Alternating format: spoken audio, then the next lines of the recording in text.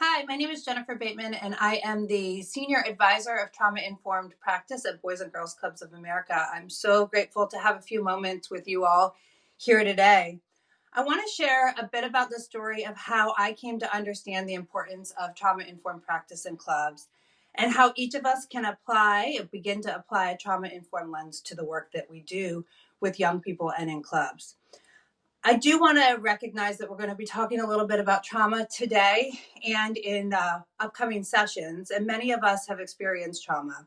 So please give yourself permission to put your needs first, and now and for the remainder of the learning community, whether that looks like taking a break, exiting a session, turning your camera off, please centralize your own needs.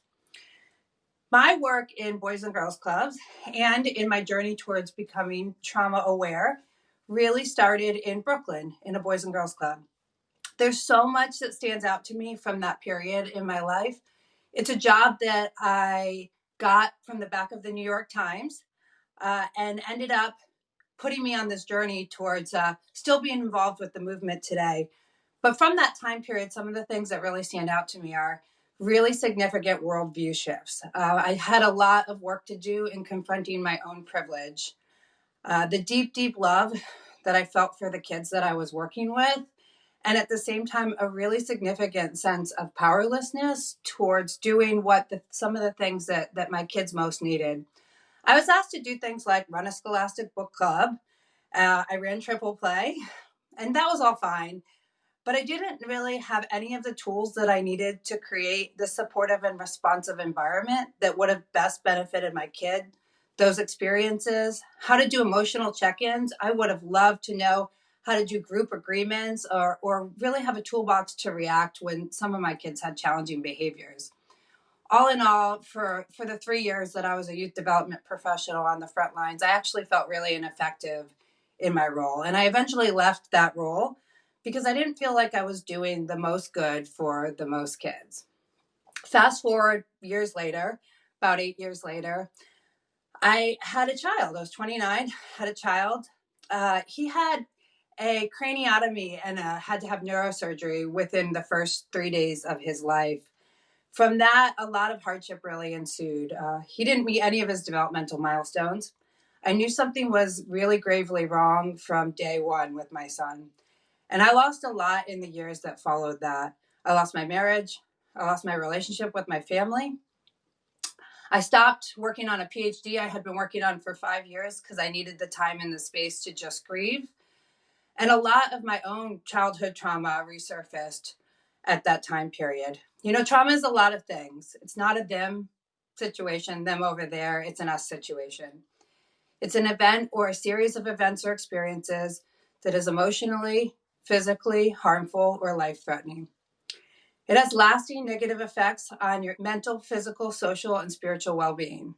It can be ongoing, like severe bullying, chronic illness, chronic poverty, child abuse, or neglect, or it can be a single event, like the incarceration of a parent or the loss of a loved one, military deployment.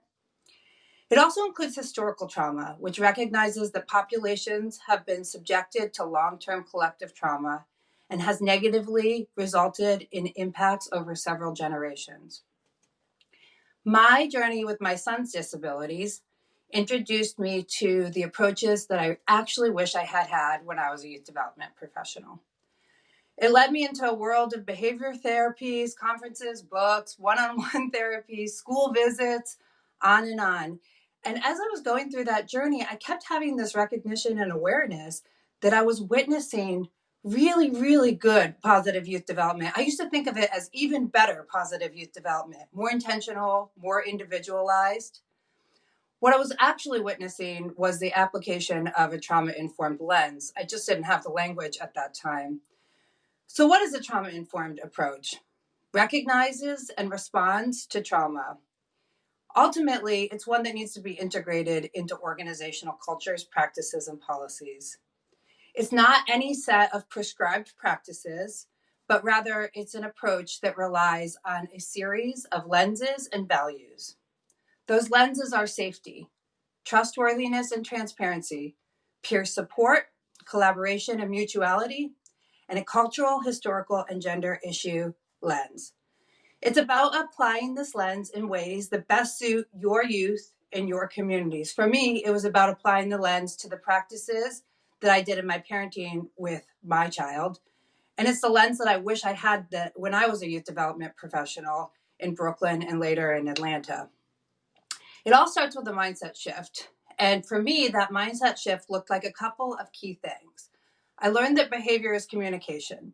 And when I started to see that behavior was communication, I saw how I needed to respond to behaviors.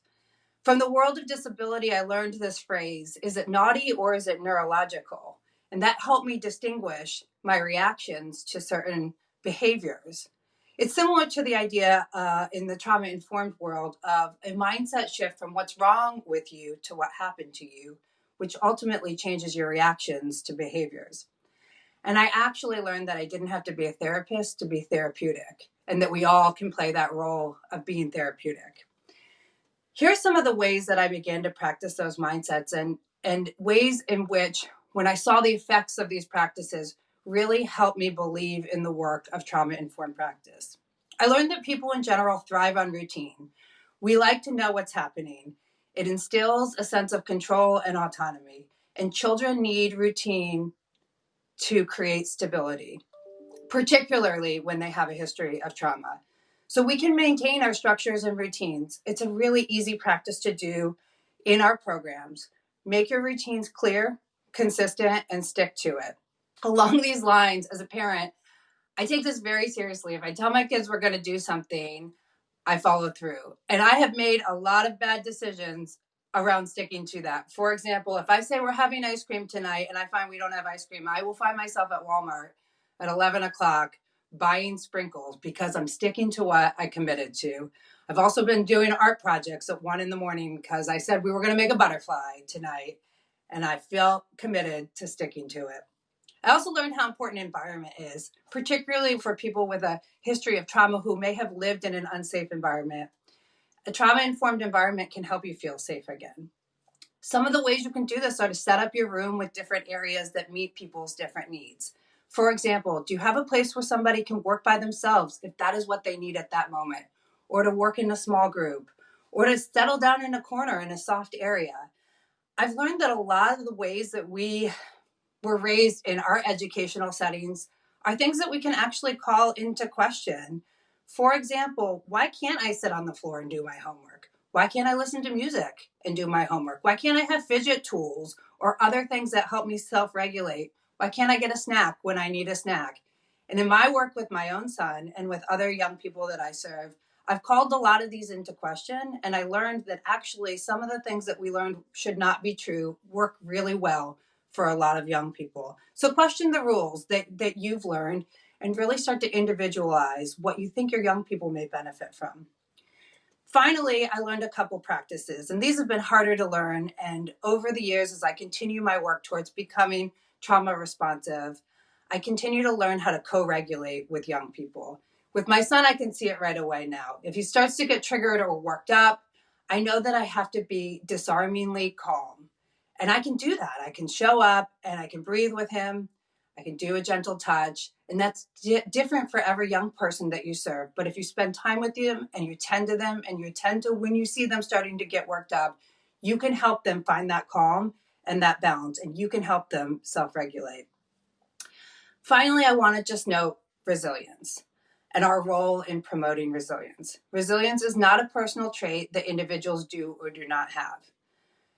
Resilience can be a result of a trauma that happens to you, a hardship that you experience, and we can play protective factors and significant roles in helping our young people gain that resilience. There's so many things that we have control over and we can help young people with, like a sense of safety in the club or in the community. We can help them develop a high self-esteem and a sense of self-worth, and we can support their self-efficacy.